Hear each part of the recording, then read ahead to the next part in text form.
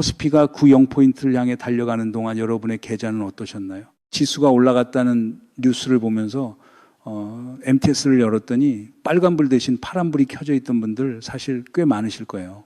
시장은 분명히 올랐는데 내 종목은 제자리거나 오히려 밀려있는 그 기묘한 감각, 내가 뭔가 잘못한 건지 아니면 내 종목이 문제인 건지 그 혼란이 바로 오늘 이야기의 출발점이에요. 사람들은 이걸 두고 종목 선택을 잘못했다고 자책하는 경우가 많아요. 근데 말이죠, 이건 개인의 실력 문제가 아닙니다. 지금 한국 증시에서 벌어지고 있는 일은 역사상 유례가 없는 수준의 구조적 쏠림 현상이에요. 2026년 코스피 전체 영업이익 추정치에서 삼성전자와 SK하이닉스 두 기업이 차지하는 비중이 무려 72%입니다.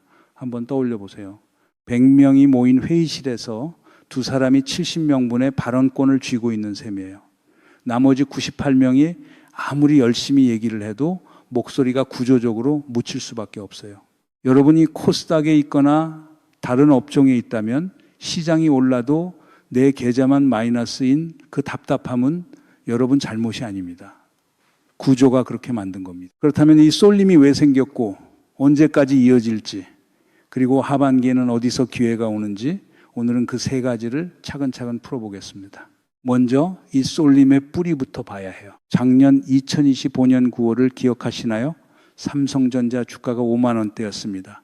지금 30만 원대니까 불과 1년도 안 되는 기간에 6배가 올라간 거예요. SK하이닉스는 거의 10배 가까이 올랐어요. 이 상승이 단순한 투기 열풍이냐 하면 그렇지 않아요. 숫자가 실제로 따라왔거든요. 마이크론이 올 초 발표한 실적을 보면 직전 분기 대비 디램 가격이 61에서 62% 올랐고 낸드는 80% 이상 상승했어요. 반도체 애널리스트들이 보수적으로 잡은 추정치가 50% 수준이었는데 그걸 크게 상회한 겁니다. 그리고 6월로 갈수록 가격 상승폭이 더 가팔라진 데이터가 나오고 있어요. 이게 삼성전자, SK하이닉스 2분기 실적에 그대로 반영되면은 삼성전자 올해 영업이익이 최소 85조에서 90조를 바라보게 됩니다. 90조가 얼마나 큰 돈이냐면요, 한국의 1년 국방 예산이 대략 60조 원 수준이에요. 삼성전자 반도체 사업 혼자 분기마다 그걸 훌쩍 넘기는 돈을 버는 거예요. 그런데 코스닥이나 다른 업종도 실적이 나쁜 건 아니에요.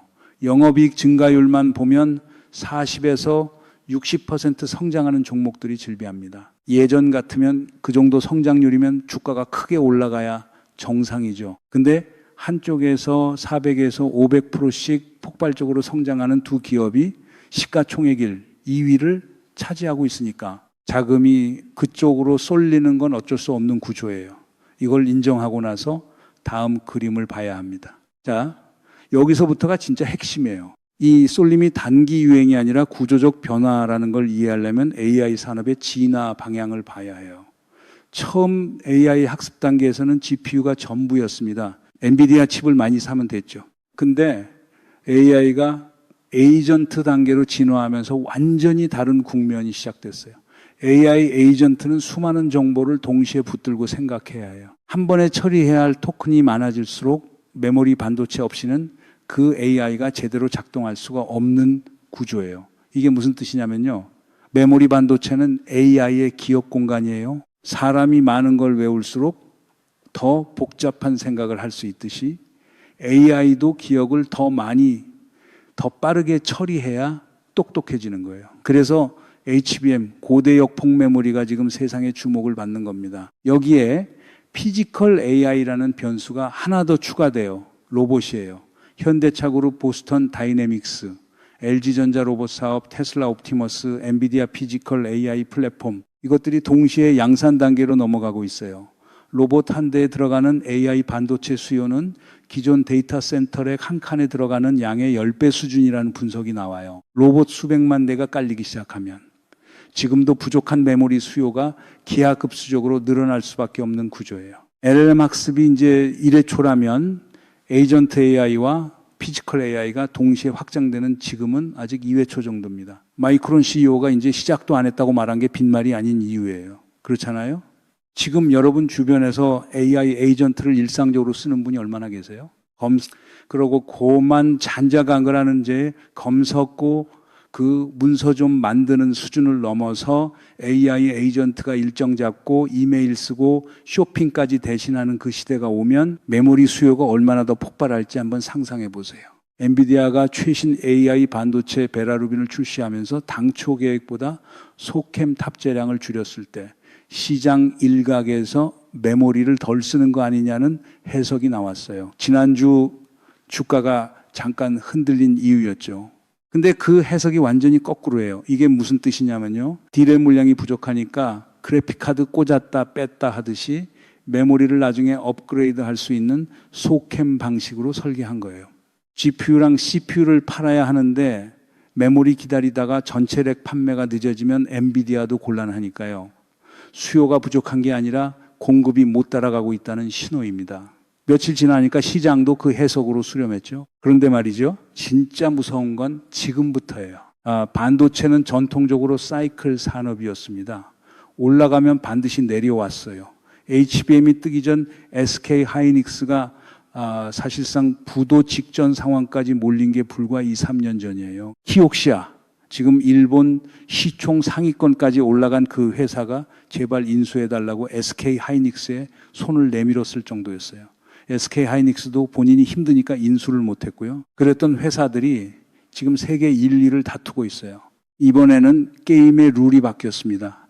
마이크론이 체결한 장기 공급 계약, SCA를 보면 현재 16개 업체와 계약이 됐고 전체 매출의 20% 정도를 이 계약으로 잡고 있어요. 소규모 업체는 5년 고정 가격으로, 대형 하이퍼스케일러에게는 상한과 하한이 촘촘하게 묶인 밴드 가격 구조예요. 중간에 취소하면 선급금 20% 이상을 날려야 하고 정해진 기간 내에 물량을 안 가져가면 그대로 과금하는 페널티 조항이 들어가 있어요. 앞으로 매출의 절반을 이런 장기 계약 구조로 가져가겠다는 겁니다. 한번 생각해 보세요. 과거에 애플이 무슨 짓을 했는지를요. 삼성전자에 이만큼 달라, SK 하이닉스에도 이만큼 달라, 마이크론에도 이만큼 달라. 자기가 필요한 양의 3배를 주문해 놓고는 나중에 슬쩍 취소해 버렸어요. 반도체 업체들은 기껏 증설해 놨더니 재고가 쌓이고 그 적자가 1, 2년씩 이어지는 악순환이 반복됐던 거예요. 마이크론 CTO가 직접 말했습니다. 너희가 그런 짓을 했기 때문에 지금 가격이 이렇게 비싸진 거야. 지금 애플은 창신 메모리라는 중국 업체에서 D램을 사겠다며 카드를 꺼냈어요. 근데 현실은 어떠냐면 창신 메모리 D램은 삼성전자 대비 딱 10% 싼 수준이고 거기도 중국 내수 수요만으로 꽉 차 있어서 애플에 줄 수 있는 물량이 없어요. 본인들이 갑이라고 생각하는데 지금은 을이에요. 삼성전자와 SK 하이닉스가 협상 테이블에서 갑이 위치에 서 있는 겁니다. 삼성전자와 SK 하이닉스도 LTA 방식으로 3년에서 5년 단위 장기 계약을 체결하는 중이에요. 증설 전략도 바뀌었어요. 기반 부지 공사를 먼저 해두고 수요가 확인되면 그 위에 공장을 하나씩 짓는 방식이에요. 이게 TSMC 모델이에요. 물량을 확보하고 나서 증설하는 거예요. 부지 공사만 2년이 걸리니까 지금 짓기 시작한다고 해도 물량이 시장에 나오는 건 2027년 하반기에서 2028년이에요. 그 사이에 가격이 구조적으로 빠질 이유가 없는 겁니다. 여기서 TSMC 이야기를 한번 해봐야겠어요. TSMC는 지금 PER을 25배 받습니다. 올해 삼성전자가 실적 자체는 TSMC보다 더 많이 벌 가능성이 있어요. 그런데 삼성전자 PER는 6배에서 7배 수준이에요. 마이크론이 8배에서 9배를 받고 있는 걸 보면 삼성전자와 SK 하이닉스도 TSMC가 걸어온 길대로 10배, 15배, 20배로 올라가는 구조가 충분히 가능하다는 분석이 나오는 이유가 여기에 있어요. EPS와 PER가 동시에 상승하는 국면, 이걸 두고 삼성전자 27년 예상 실적에 15배 PER을 적용하면 목표가 85만 원이라는 계산이 나오는 겁니다. 지금 30만 원대인데 룸이 충분히 남아있다는 거예요. 1983년 이병철 회장이 도쿄에서 반도체 진출 선언을 했을 때 모두가 무모하다고 했어요. 반도체에 아무것도 없던 나라가 40년을 쌓으니 지금 HBM 세계 1, 2가 됐고 애플을 상대로 공급 협상에서 갑노릇을 하는 날이 온 거예요. 누적이 어느 날 한꺼번에 결과로 터지는 거. 우리는 이미 한번 봤잖아요. 한강의 기적이라고 불렀던 그 이야기요. 지금 삼성전자 하이닉스가 만들어가고 있는 이 장기 계약 구조와 가격 협상력이 바로 그 40년 누적의 결실입니다. 그런데 여기서 솔직하게 한 가지는 냉정하게 짚고 넘어가야 해요. 지금 이 그림이 영원히 이어질 거라고 보는 건 냉정히 위험합니다. 2027년 하반기부터 용인, 평택 신규 라인이 일부 가동에 들어가고 마이크론도 대만 공장 리노베이션 물량이 2028년부터 시장에 나와요. 그 시점이 되면 가격 상승의 기울기는 분명히 둔화됩니다. 그리고 실적이 시장의 눈높이를 못 맞추는 분기가 오면 주가가 일시적으로 눌릴 수 있어요.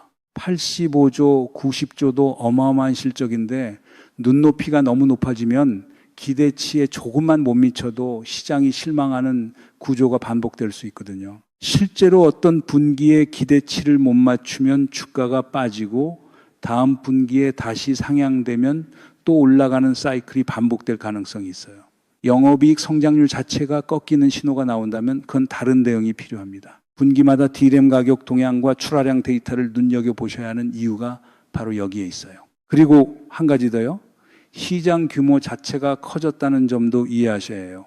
코스피, 이 0포인트 시절에 외국인이 2조만 팔아도 전체 시장이 흔들렸어요. 지금은 외국인이 5조를 팔아도 다 받아내요. 그만큼 시장의 파이가 커진 거예요. 신용잔고가 역대 최대라는 뉴스가 나오는데 이 0포인트 대와 9.0포인트 대를 절대 금액으로 비교하는 건 의미가 없어요. 코스피 지수가 4배 이상 커진 만큼 사이즈 자체가 달라진 거거든요. 미국 중간선거나 연준 의사결정, 매크로 변수들이 흔들릴 수 있는 요인이긴 해요. 근데 유가는 전쟁 전 수준인 배럴당 66달러대에서 지금 69에서 70달러로 내려와 있고 고용지표는 생각보다 둔화되고 있어서 연준이 금리를 올리기보다는 내년 상반기 인하 가능성이 더 높은 국면이에요. 매크로 변수보다 AI 산업의 성장 동력이 훨씬 더 강하다는 거 잊지 마세요. 자, 여기까지 한번 정리해 보겠습니다. 삼성전자 하이닉스 쏠림의 구조적 이유와 그게 언제까지 유지될지를 봤어요. 이제 하반기 순환매 이야기로 넘어가야 해요. 삼성전자 하이닉스 없이도 혹은 그 옆에서 하반기에 기회를 잡을 수 있는 자리가 어디냐는 거죠.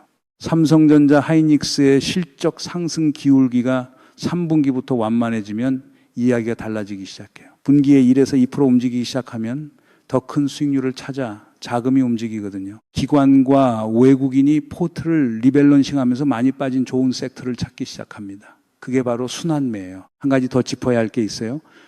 젠슨 황 엔비디아 CEO의 한국 방문이에요. 최근 2번의 방문을 두고 3일 천하로 끝났다는 얘기가 나왔는데 그 해석도 거꾸로예요. 1차 방문 때 그는 메모리가 부족해서 왔어요.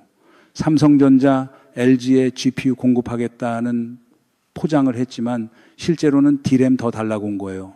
2차 방문은 피지컬 AI 데이터 때문이에요. 중국 데이터는 원천 차단돼 있고 일본은 데이터를 잘 안 주기로 유명해요. 한국이 유일한 대안인 거예요. 현대차 그룹, LG 그룹이 로봇 생태계에서 양질의 데이터를 쌓아가고 있고 네이버는 건물 하나를 로봇이 자동으로 운영하는 테스트베드를 이미 운영하고 있어요. 삼성전자 이재용 회장과 현대차 정의선 회장이 젠슨 왕을 만나지 않은 것도 사실 갑이 위치에서 나온 판단이에요. 엔비디아가 또 집 더 달라고 조를 게 뻔하다는 걸 알고 있는 거죠. 한국 반도체와 한국 제조업이 엔비디아 생태계에서 어느 위치에 서 있는지 그 그림이 보이시나요? 하반기 주목할 섹터는 크게 3가지예요. 첫 번째는 전력기기입니다. 미국 데이터 센터가 AI 인프라 투자를 쏟아붓고 있는데 정작 전기가 부족해요. 텍사스 전력을 버지니아까지 끌어다 써야 하는 상황이고 석탄 발전소까지 다시 돌리고 있어요. 765kV 고압 변압기는 지금 주문하면 3년에서 4년을 기다려야 해요. 올해부터 납품이 시작되는 모델들이 있는데 AI 투자가 계속되는 한 이 수요는 구조적으로 이어집니다. 이미 주가가 많이 빠진 구간이 있어서 지금부터 눈여겨볼 만한 섹터예요. 미국은 발전소를 빨리 지을 수가 없어요. 환경 인허가만 수년이 걸리거든요. 그러니까 태양광을 빠르게 깔면서 변압기로 전기를 먼 곳까지 보내는 수밖에 없는 구조예요. 두 번째는 ESS 에너지 저장 장치입니다. 태양광은 낮에만 발전이 되니까 그 전기를 저장할 곳이 필요해요. 자동차용 2차 전지보다 마진이 훨씬 높고 ASMT 보조금으로 미국 시장 기준 20% 이상 마진이 남아요. 내년부터 본격적인 성장이 나올 걸로 보기 때문에 올해 하반기부터 주가가 선반영에 들어갈 가능성이 있습니다. 살까 망설이다가 남이 사니까 따라 사는 그 움직임, 그게 바로 선반영이 시작되는 신호예요. 닷컴 뽑을 때 인터넷이라는 말만 들어도 주식을 샀던 시절과 지금 AI를 단순 비교하는 분들이 있어요. 근데 닷컴 뽑을 때 AI 산업 성장 속도의 50분의 1도 안 됐어요. 같은 잣대로 비교하면 안 되는 거예요. 조선업도 연결이 돼요. HD 현대중공업이 선박용 엔진으로 발전하는 힘센 엔진 사업을 하고 있는데 그것도 AI 전력 수요의 수혜예요. 세 번째는 반도체 장비예요. 삼성전자와 SK하이닉스의 증설 계획이 2045년까지 깔려 있어요. 반만 믿어도 10년이에요. 전공정 장비 주문이 올해 하반기에서 내년 상반기 사이에 본격적으로 나오기 시작해요. 반도체 소부장 ETF로 접근하시면 개별 종목 선택의 부담을 줄일 수 있습니다. 그렇다면 이게 지금 삼성전자 하이닉스를 못 갖고 있거나 코스닥 종목을 들고 있는 30대, 40대 직장인 투자자에게는 어떤 의미일까요? 지금 많은 분들이 이런 상황이에요. 코스닥이나 개별 종목에서 손실이 나고 있는데 코스피 지수가 올라가니까 뭔가 나만 뒤처진 것 같은 느낌이 들어요. 그래서 삼성전자나 하이닉스로 갈아탈까 고민하다가 많이 오른 것 같아서 겁이 나고 그러다 또 코스닥이 오르면 다시 거기 눈이 가는 반복이에요. 근데 여러분 20년 넘게 시장을 한 전문가들도 사자마자 물리는 일이 생겨요. 그래서 분할 매수가 있는 거예요. 한 번에 다 넣는 것보다 나눠서 사야 하는 이유가 거기에 있어요. 사자마자 올라가면 내 실력이 좋은 게 아니라 장이 좋아서 그런 거예요. 그 반대도 마찬가지예요. 초강세장과 약세장에서 대응 방식은 완전히 달라야 합니다. 박스권이나 하락장에서는 올라가는 걸 확인하고 사야 해요. 근데 지금처럼 초강세장에서는 주도 섹터가 빠질 때 오히려 모으는 게 맞는 방식이에요. 한번 떠올려 보세요.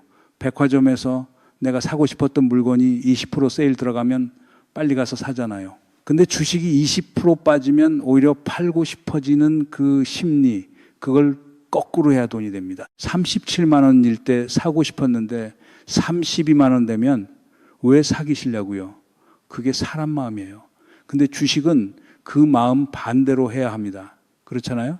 그러니까 너무 MTS 자주 들여다보지 마세요. 빠지면 싸졌다, 기회다 이렇게 생각하는 훈련이 필요해요. 포트 구성 방향을 하나 제시하자면 삼성전자 하이닉스를 50% 이상 가져가면서 반도체 소부장 ETF로 10% 정도 장비 섹터에 묻어두고 전력기기나 ESS 관련 10에서 15% 정도 배분하고 나머지는 바이오나 화장품처럼 본인이 이해할 수 있는 업종에서 실적 기반으로 선별하는 구조예요. 바이오는 기술 수출 계약이 있거나 이미 수년째 꾸준히 계약을 맺어온 회사들은 몇 년 뒤에 로열티가 들어오는 구조예요. 그런 회사들 중심으로 접근하시면 됩니다. 2분기 실적 발표가 7월 중순부터 대형주 위주로 나오기 시작하고 중소형주는 8월 초에서 광복절 전까지 나와요. 실적이 좋은 종목은 그 전에 먼저 움직이거든요. 그 흐름을 보면서 분할로 접근하는 게 맞습니다. 삼성전자 하이닉스를 많이 갖고 있고 일부 종목에서 손실이 나고 있는 분들 두 가지를 동시에 다 수익 내고 싶은 마음이야. 당연하죠. 근데 그건 월가에서 30년 한 사람들도 못해요. 기대를 조금 낮추는 게 오히려 더 오래 투자할 수 있는 방법입니다. 결국 오늘 우리가 본 그림은 이겁니다. 코스피는 올라가는데 내 계좌만 마이너스인 건 내 실력이 부족한 게 아니에요. 이병철이 1983년에 한 베팅이 40년 누적 끝에 영업이익 90조, 메모리 가격 협상력, 장기 공급 계약이라는 형태로 한꺼번에 결실을 맺으면서 두 기업이 코스피 영업이익 72%를 차지하는 전례 없는 구조가 만들어진 거예요. 이 쏠림은 2027년 상반기까지는 구조적으로 유지되고 하반기부터 전력기기, ESS, 반도체 장비가 순환매의 다음 주자로 서게 될 거예요. 지금은 불안해할 때가 아니라 빠질 때 사야 할 시간이에요. 초강세장에서 하락은 청산의 신호가 아니라 진입의 기회라는 사실. 그게 오늘 남겨야 할 단 하나의 결론입니다. 코스피가 이 0포인트 박스권에 갇혀 있던 시절에도 개별 종목은 10배, 20배 가는 게 있었고 반대로 열토막 나는 것도 있었어요. 지금도 마찬가지예요. 지수가 올라도 모두가 행복한 시장은 없어요. 중요한 건 어떤 걸 선택하느냐예요. 큰 그림을 보고 구조가 만들어주는 방향에 올라타는 투자자가 결국 웃을 수 있어요. 그 구조가 지금 삼성전자, 하이닉스를 중심으로 하반기에는 AI 전력과 에너지, 반도체 장비 쪽으로 형성되고 있다는 걸 오늘 여러분과 함께 확인했습니다.